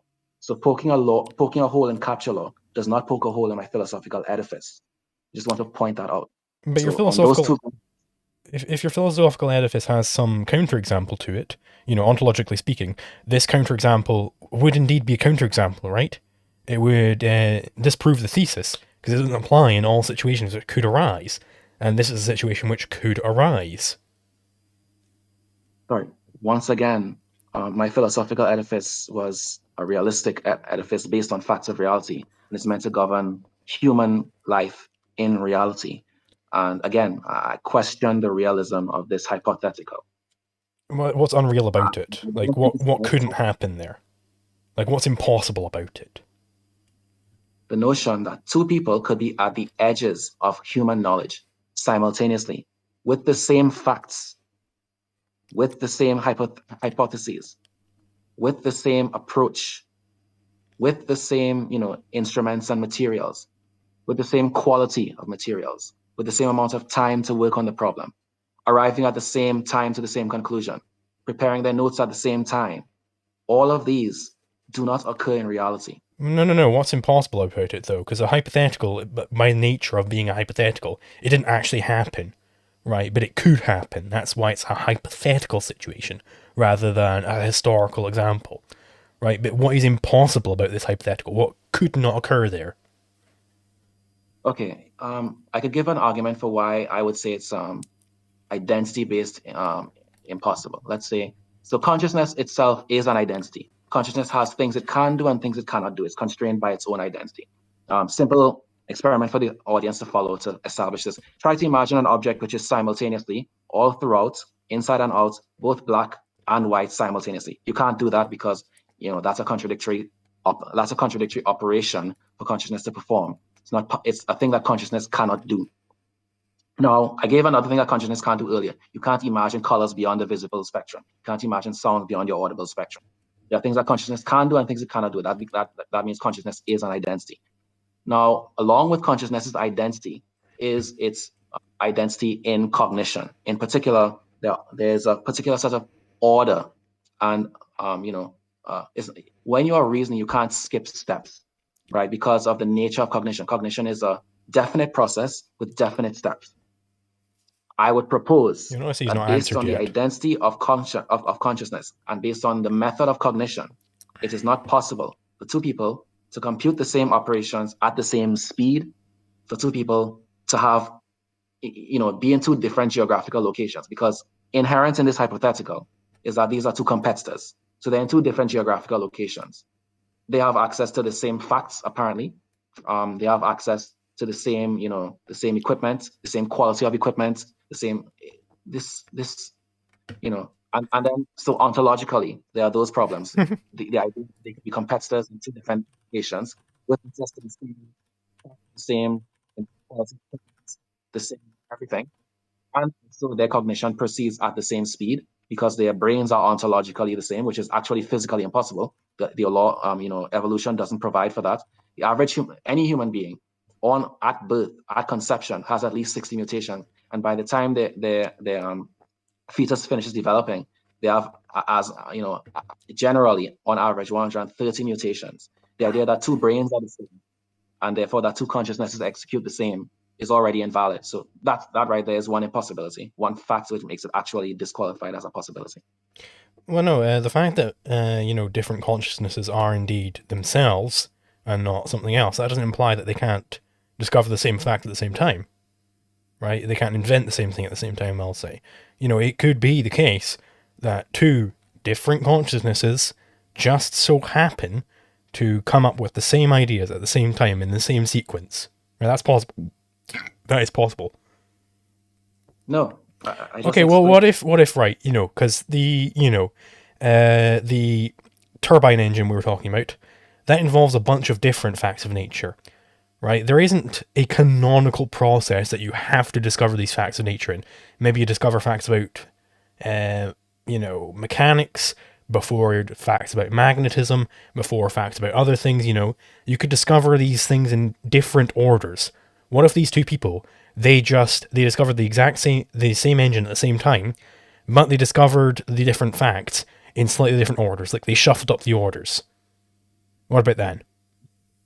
I'm sorry, are you saying that two different sets of principles of mechanics and, using different, principles of, say, a different approach, two different approaches to constructing an engine, two different, principles of mechanics being employed in that engine would result in the same method and the same invention?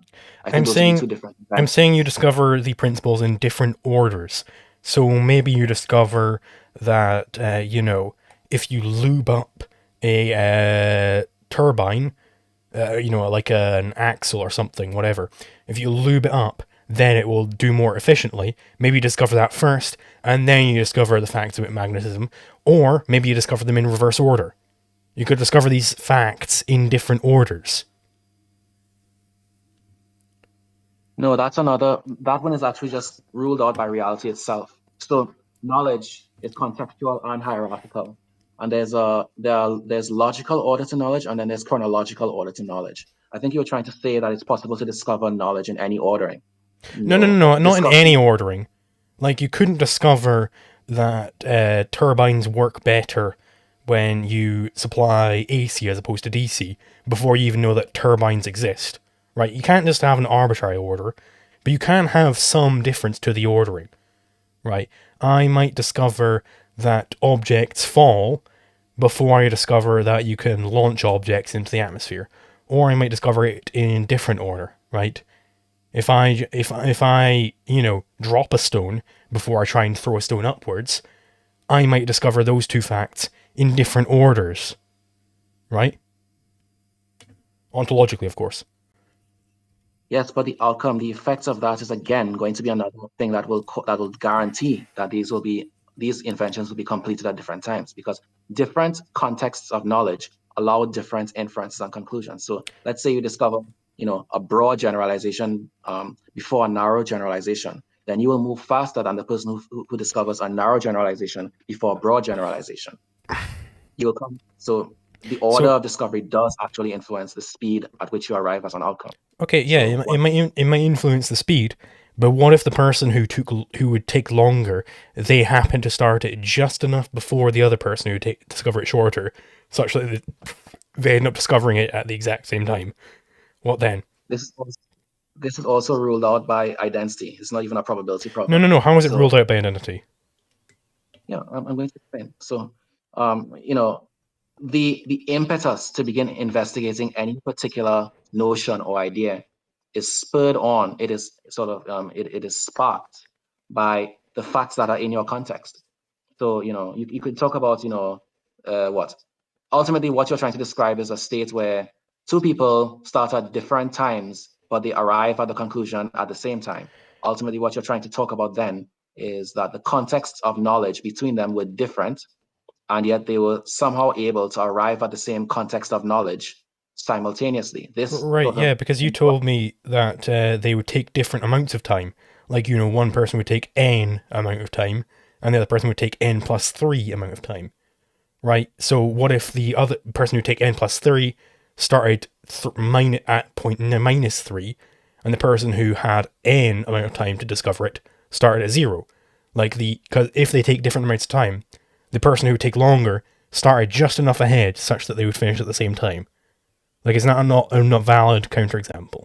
So they did different discovery processes, but they arrive at the same point at the same time. Well, remember that I didn't just say it was about time. I said it was about the context of knowledge available. So broader generalizations versus narrow generalizations, right? So context of knowledge is what is important there. That is what would gatekeep, or sort of that is what would constrain the speed at which they could work. You can only so it changes the speed. But I explained, okay, so they take different amounts of time, but the faster one starts later. Please don't, just wait until I finish making the point, because I was going to sort of tie it to chronology. Okay, sorry about that. So, so when I made this point about speed, I was talking about the number of necessary steps. The number of necessary steps is going to influence, the time, the minimum time required for you to arrive at a particular conclusion. You can call that speed if you want. That number of steps is really about context of knowledge.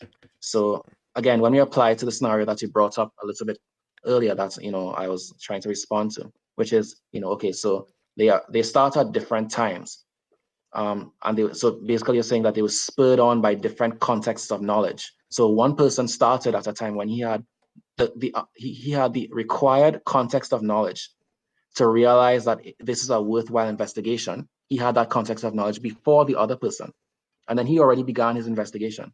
Then the next person begins his investigation later. He gets the context of knowledge required to indicate to him that this is a worthwhile, direction of investigation. The person who started earlier is going to have the advantage, because in the very nature of the context of knowledge that spurred him to begin the investigation is the fact that his context of knowledge was greater. And that's why I said that is ruled out by the law of identity itself. It's not probabilistic at that point. It's actually just ruled out by the nature of cognition. So you think it's literally impossible for two people to discover the same thing at the same time? I've given about what nature of consciousness as an identity. I gave rules. Okay, consciousness is an identity, but that doesn't mean that two people can't think of the same thing at the same time. Just gave 3 reasons why it is impossible. No. Were you able to argue against the 3 reasons I gave? Consciousness being an identity, chronology and logical ordering, and context of knowledge. Were you able to argue against those? Yes. You could imagine that two people on 2 different Earths, they have the same context for all their knowledge. They don't know about each other. Same context, same chronological events going on both of these Earths, and then they both come to the same realization at the same time. What is impossible about this? So now they're on 2 different Earths, right? What is impossible about that? I'm sorry. When you're proposing, I have 2 responses to give, so don't sort of butt in before I finish, right? So first thing is, when you're proposing hypotheticals, you are supposed to be trying to get closer to reality, not further away from reality. When you propose a hypothetical, you're supposed to essentialize such that you remove things which are non-essential. If you introduce a second Earth, you are not removing the non-essential, you are introducing non-essential elements to make the scenario less realistic. That's the first thing. So this hypothetical you just proposed is literally not something that you can draw conclusions from and apply them at the macro scale to reality. The hypothetical is invalid. But aside from that, the second thing I want to say is, once again, we already established that 2 brains cannot have the same structure that's guaranteed by evolution itself. So consciousness being an identity, arising in its substrate, in a specific substrate, a brain, and being the result, the emergent phenomenon of the motion of that, of the various phenomena in that brain, must reflect the differences in that brain, and the differences in cognition between those 2 brains will reflect the underlying structure in those brains, which is guaranteed to be different because mutation occurs. Mutation occurs, homeostatic environments in the brain are different, even if the brains, were the same, which is already impossible. evolution, even if we grant the impossible to make your argument stronger, to allow your hypothetical, homeostatic chemical environments in the brain would also influence the speed of signaling and so on. So that's still impossible. So again, this is an impossible hypothetical. It is ruled out by reality. It's not impossible, right? Because you can imagine, these two different people, they might have different ideas, right? They might, they both discover, oh, if you move a magnet this way around, wires, it'll create a current. They might discover that at the same time, and then one decides, oh, I've got an idea, I'm going to have a chicken sandwich. And the other decides, oh, I have an idea, I'm going to have a ham sandwich. Right, so they are having different ideas. They are two different consciousnesses, but they're discovering the same relevant ideas at the same time. Sorry, Zulu, in order for you to, how do I say this? You can't, after I just described a law of reality, I took facts like evolution, homeostatic chemical environments in the brain, differences that these would necessarily give rise to in cognition. I take a series of facts and I establish an argument based on facts.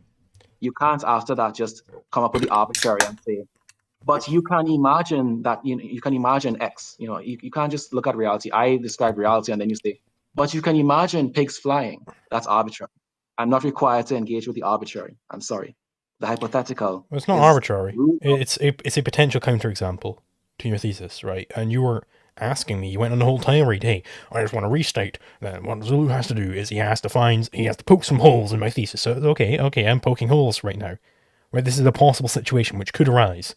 You can imagine, right, this is possible. There's nothing impossible happening about two people coming to the same invention at the same time. That's not impossible. Right, it's unlikely, but it's not impossible. Okay, I'm going to state why it's impossible. You talked about what is possible and what is potential. Potentiality is identities in reality acting in line with their identity, right? A thing only has the potential to act in line with its identity.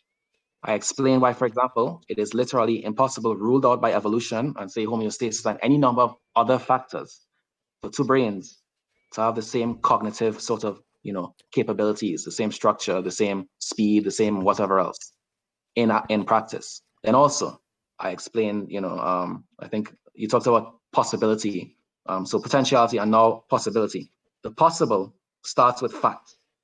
Anything, you can't talk about that which is possible if it is ruled out by the law of identity itself, because the law of identity is a law that describes the fundamental nature of reality. And if I talk to you about the identity of consciousness itself, you can't then, after I talk about the fact of the identity of consciousness, introduce an arbitrary potential for consciousness to act in a manner that goes against its identity. But that potential is a counterexample. Zulu. Sorry. You're going to have to argue against the identity argument. At this point, I have established an identity argument which is based on facts. Any argument you bring up from this point must be assaulting that argument from facts. You can't assault an argument from facts about reality using imaginary, non-reality based, speculation. You can't talk about you can imagine that pigs fly. If I described pigs in reality to you and said that pigs evolved in such a manner that they don't fly. Right, yeah, no, I can indeed talk about a counterexample, right? It's a potential counterexample, right? I'm not saying this will necessarily happen, but it could happen. And under the situation, you don't have an answer to how your property system would deal with it, right? It could occur. There's nothing impossible about it occurring, right? It doesn't imply any contradictions or anything like that, right? Because these two consciousnesses, they are two consciousnesses. They are different, but they come to the same idea at the same time. They just so happen to come to the same idea at the same time, right? And in that situation, you either have to go down the path of they both own the idea, or ideas can't be owned. Those are the only two paths you can go down, right? If they both own the idea, then you run into contradiction. If ideas can't be owned, then I win, right? Either way, I win, in fact, because contradictions are false. Okay, so again, if I describe to you facts about pigs, I describe to you, the fact that pigs, they evolved from class Mammalia, which evolved from, class Gorgonoptia, which evolved from this and the other. I traced the genetic and the evolutionary history of pigs. and I say, okay, this is what pigs are in reality. And I say, I have a fact-based argument. I'm pointing at reality. I'm in contact with reality. And then you tell me, imagine that pigs fly. And then you say that, my edifice cannot abide attacks from the arbitrary. My edifice, you poked a hole in my edifice by proposing something from Narnia, and you said that my framework can't handle attacks from Narnia. I would agree with you. I can't handle attacks from Narnia. You're correct. No, it's not an attack from Narnia, right? It's an attack which could happen in this world right now. It could happen, and you would have absolutely no way to deal with it. So it's a counterexample. Okay.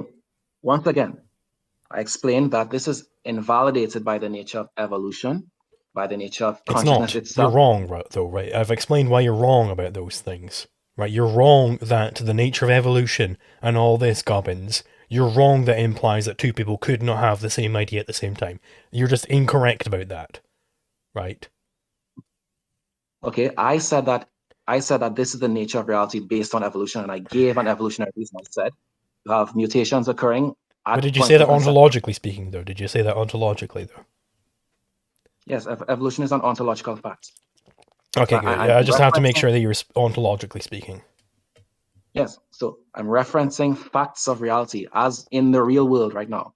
At point of conception, the average human has somewhere around 30 mutations. By the time they're done developing into, a baby, and done fully developing into a baby, there's around 120 average, somewhere around there, mutations.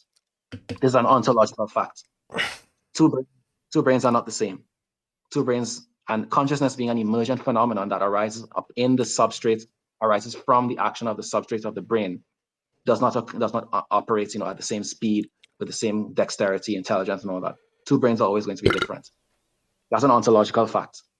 In order for you to argue against that, you're going to have to talk about reality. You can't just say that's just false. You can't say, my statements about ontological reality concerning evolution, homeostasis, the nature of consciousness as an identity, these facts are just wrong. You can't just say it's just wrong. You're going to have to make a statement of facts based on some factual arguments to talk about that now. Otherwise, my argument stands because I am the one who's referencing facts.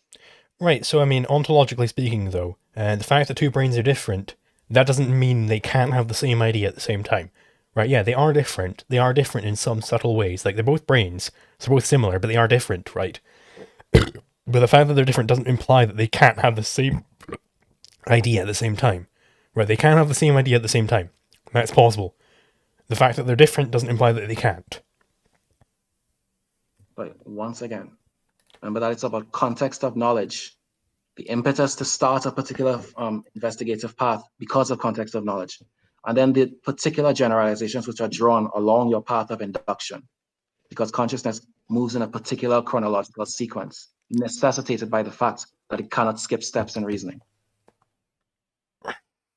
Okay, that doesn't attack my argument at all. I think it attacks in combination with the fact that ontologically the brains are different, and therefore the speed of cognition is going to be different. Ultimately, it's the number of steps for any particular person will be different. It attacks that because you would ultimately have to propose two people taking effectively the same path, or two people taking different paths which converge on the same conclusion. But even then, if they converge on the same conclusion, you have to specify, say, different starting points. And even there, if you have different starting points, the sequence of reasoning that they take from that point is still not guaranteed to get them to the same points, because the context of knowledge that they started from was clearly different because they were spurred on by different contexts. That's why they didn't start at the same time. Is it impossible for two people to speak at the same time? No. Okay, is it impossible for two people to finish a race at the same time? No. Okay, why is it impossible? Okay, all right, here we go. Why is it impossible for two people to finish a race at the same time?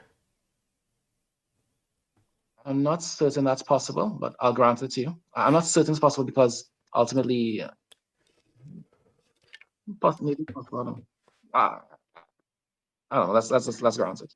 Okay, so two people can finish a race at the same time, why couldn't they finish the race to the patent office at the same time? And the race to discover the invention at the same time? Why couldn't they finish those races at the same time? If they could finish a foot race at the same time? I don't think we're talking about racing to the patent office on foot at the same time only. I think we're talking about a series of steps, all of which are not possible, some of them which are invalidated by the nature of consciousness itself. They're not, though. Okay, Zulu, at this point, maybe we should let the audience decide whether they think that this hypothetical that you're proposing is actually a valid hypothetical. Sure, let's put it up to a democratic vote.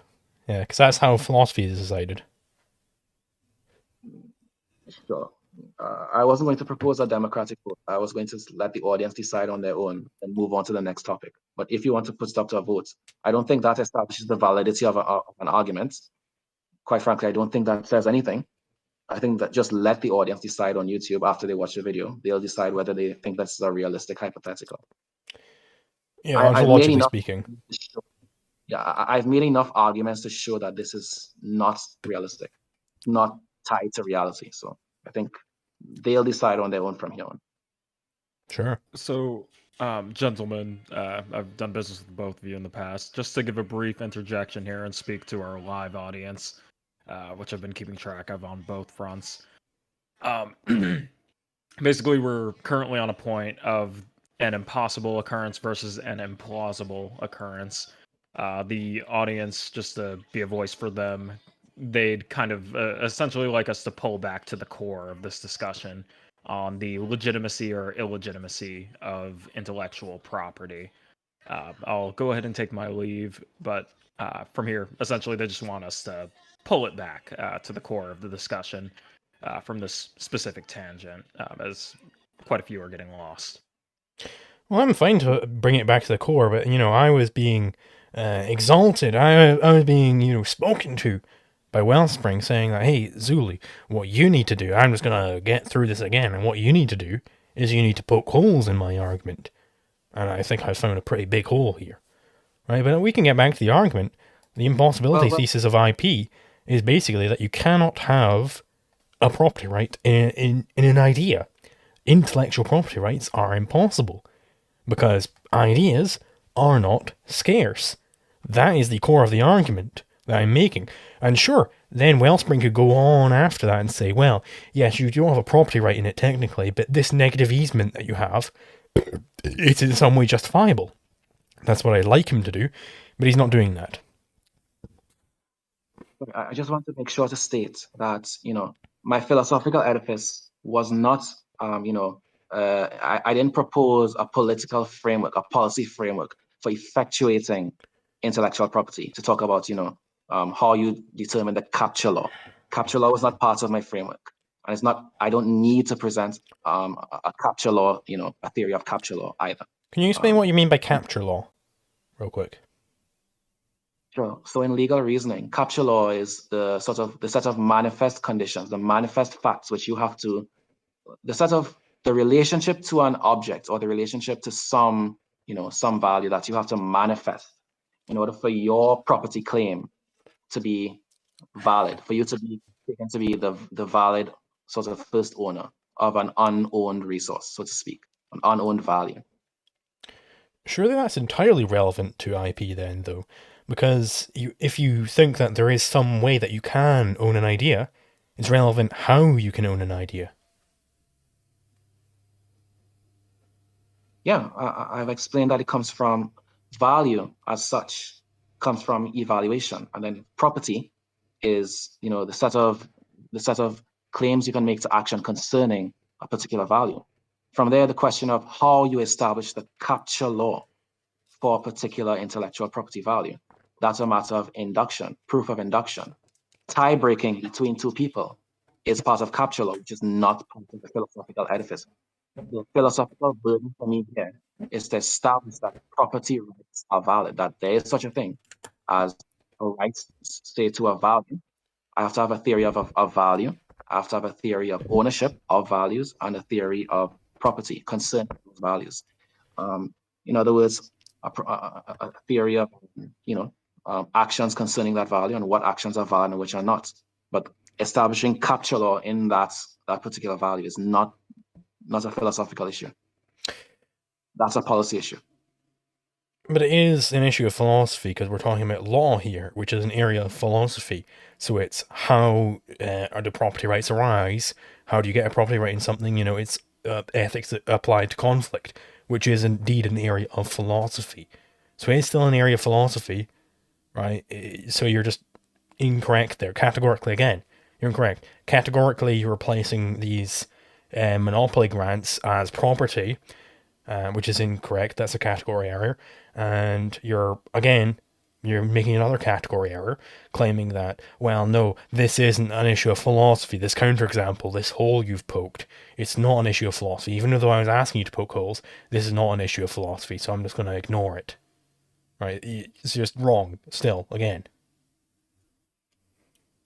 Yeah, you're free to assert that. So I think that's what before you made that statement just now, the statement you were making before is you went back to sort of ignoring the fact that we already went through a whole conversation where we agreed that the thing that is created from the process of mental creativity and evaluation is a value, and that property is what we agreed that it was the attempt to property is the valid claims to the actions that you can take concerning a value, and then conflict is what was it? An attempt to use a value in a manner that's contradictory, take some contradictory actions concerning a value with another person. So we went through all that earlier, and you just sort of went back to the state of pre-establishment that the results of mental activity is itself a value, and then we're just going to have to go back through that again. So either you accept what we've established before, or we're going to have to go through it again. Well, I was asked to go back to the core issue. And when Frank came in here, I was asked, hey, Zulu, go back to the core issue. And every time I do what I'm asked here, I'm getting attacked for it, right? So what do you want me to do? What debate do you want me to have right now? Okay, so as far as I understand, it seems as if we've gone through the core issue, and I've been able to establish and uphold my theory of value, my theory of ownership, theory of property, and how conflict is defined in that situation. That's the theory of intellectual property there. And then Zulu's only attack that he was able to make there was one when it comes to capture law concerning the property right that I had already established and defended. I don't agree that capture law is, a philosophical issue. Capture law is, more of a practical consideration in politics for policymakers. I'm not a policymaker. I don't have an answer when it comes to capture law. It's not philosophically relevant. So, but you couldn't have an answer. That's what's relevant. You could not possibly come up with an answer. You could not possibly come up with a rational answer to this question. That is, you could come up with an irrational one, sure, but you could not come up with a rational one. So therefore, it's a counterexample. Again, I will leave it. So at this point, we're at an impasse. We've come up to a point where we have established and we seem to have agreed that all the premises line up. Imagination creates values. Values are owned by the person who created them. Property claims to a value. Conflict is attempts to use a value contradictory and so on. We did all of that. And so at this point, we'll just have to leave it to the audience, unless you have another line of attack. I think we went through, your objection concerning what I have, given decent reasons as being an invalid hypothetical. And we'll just have to leave it up to the audience whether they think that was a valid hypothetical. At this point, unless you have another line of attack, there's nothing else for us to discuss. Sure. So I guess we leave it to the democratic vote then. Okay, so I think that's it on my end. Thank you very much for your time, Liquid Zulu. I wish you the best. You too. It was actually surprisingly good. You did fairly decently, and you were fairly honest in the way you engaged, at least with the philosophical core. I think we've already talked about the fact that I think the hypothetical is, not very good. But aside from that, this was a really good debate. Thank you. It was actually worth my time. Thank you. This was a good use of my moment. Yeah. Yeah. Well, I might not be against having another debate with you, given how this went. I might not be against it. Well, if Lord Wellspring would grace me with his presence, How could I reject? That's right. I am quite special. That's right. All right. So I'll see you later. Ontologically speaking, of course, yeah. Absolutely. All right. Yeah, So I'll see you yeah. later. All right. Bye. Maybe you will.